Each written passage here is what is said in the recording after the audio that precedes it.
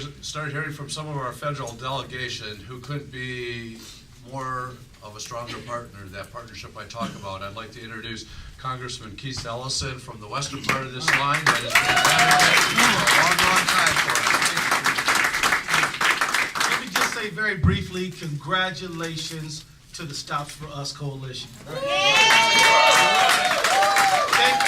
Thank you very much for the people who worked so hard.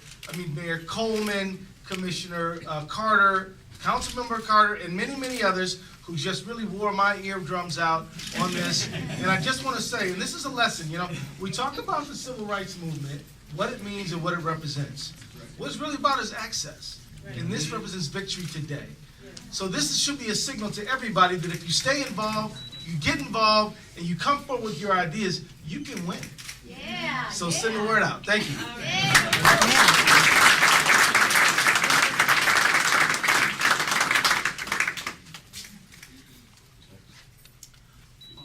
I think, well, we have so many people here that are just incredible champions, but we'll just go down next into this order of seniority.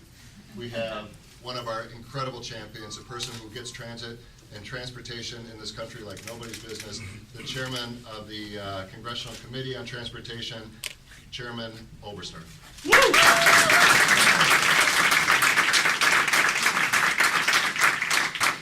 Energy in this room reminds me of a tent revival with people speaking in right. tongues.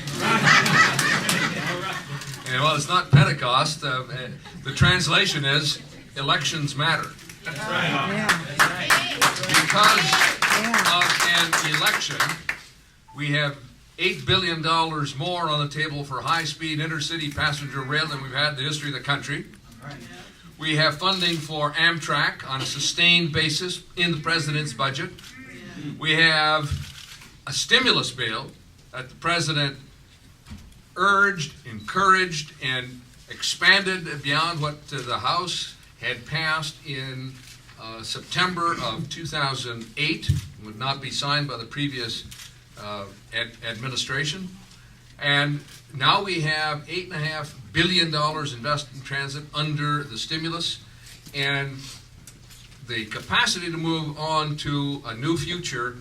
I call it back to the future, to reclaim our past and invest in it for the future of America, where we had streetcars and intercity passenger rail, where we had subway systems that were abandoned. We're now reinvesting in them. And we're adding 1 million new riders a day on America's transit systems every day. 367 million new transit rides last year.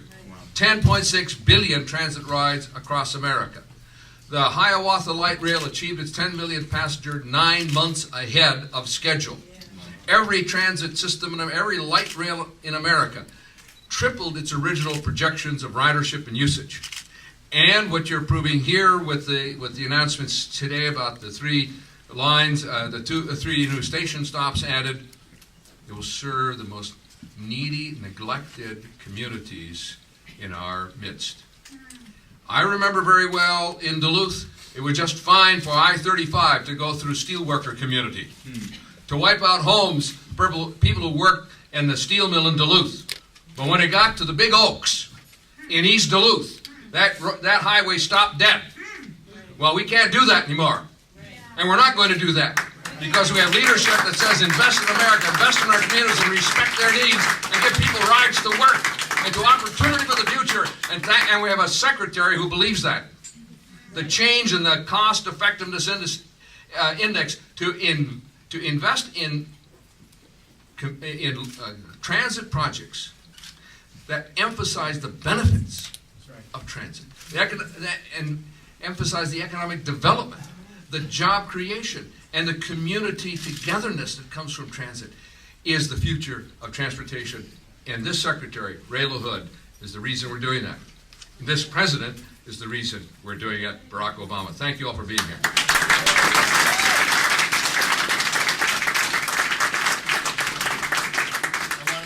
Acknowledgements before our next speaker. First of all, we would be remiss in not recognizing our great state representative and the chair of the House Bonding Committee, Alice Hausman, who's been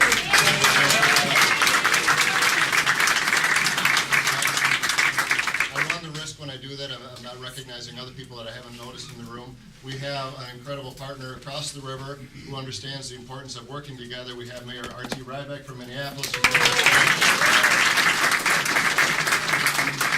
I just want to acknowledge that a person who's worked nonstop on this project that doesn't necessarily get this credit and a lot of time gets the blame. I'm not sure that the change in the CEI necessarily made his job any easier, but he has been working very hard to get this project done, and that's Mark Furman from the Metropolitan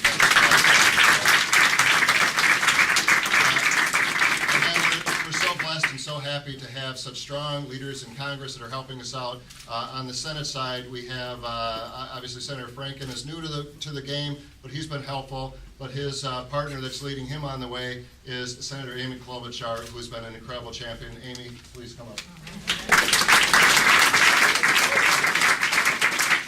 Thank you, Mayor. It is just great to be here, and I hope you all notice, I'm going to introduce Secretary LaHood when I'm done here, but I hope you all notice that he's wearing a tie with purple on it.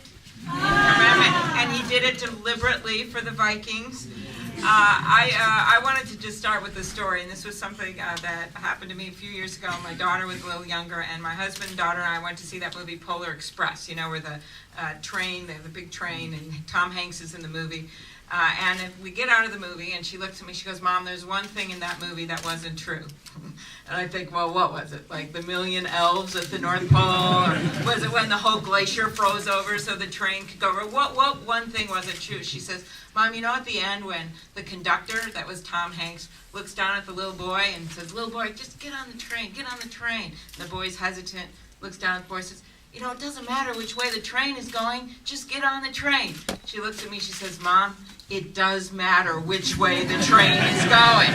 And let me tell you where this Central Rail is going. It is going from Minneapolis, and it is going to the Hamlin stop, and it is going to Victoria Avenue, and it is going to Western, and it is going to St. Paul. That is where this is going. So we are excited to be a part of this, and a part of a much bigger system that we're starting to see come in. I was at all of those events for the train, the North Star train that's going to Big Lake, and we want to extend it to St. Cloud, Mr. Secretary, as well as the work that's being done in southern Minnesota, the work that's being done in northern Minnesota, and then, of course, the $8 billion that the chairman mentioned, the recovery package, that were very helpful. We can start funding that high-speed rail from Chicago to the Twin Cities. That's what we want to do. So this is all part of a bigger plan.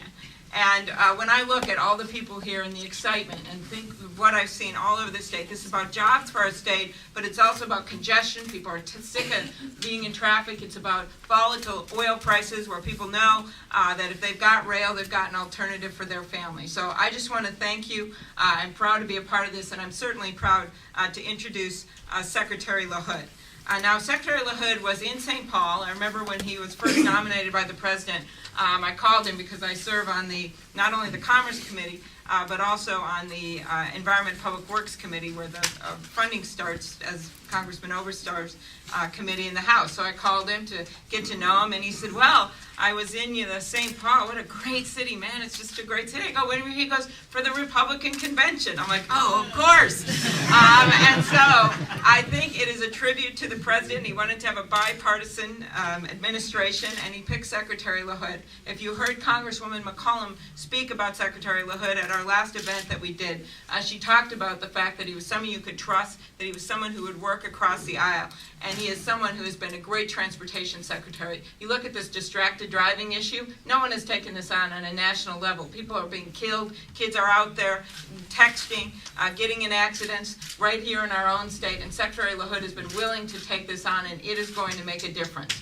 Secretary LaHood, when we had the whole auto dealer cash for clunkers thing, Minnesota was being denied a huge portion of the money because of the fact that we had something that was different in our law. I called Secretary LaHood. He literally fixed it in 4 hours. He is someone who understands getting things done. And if you don't believe me, you just look at where he is right now, right here, understanding that we have to be smart and we have to be adaptive and we have to do the right thing when it comes to transit. And it's my honor to introduce our Transportation Secretary, Ray LaHood.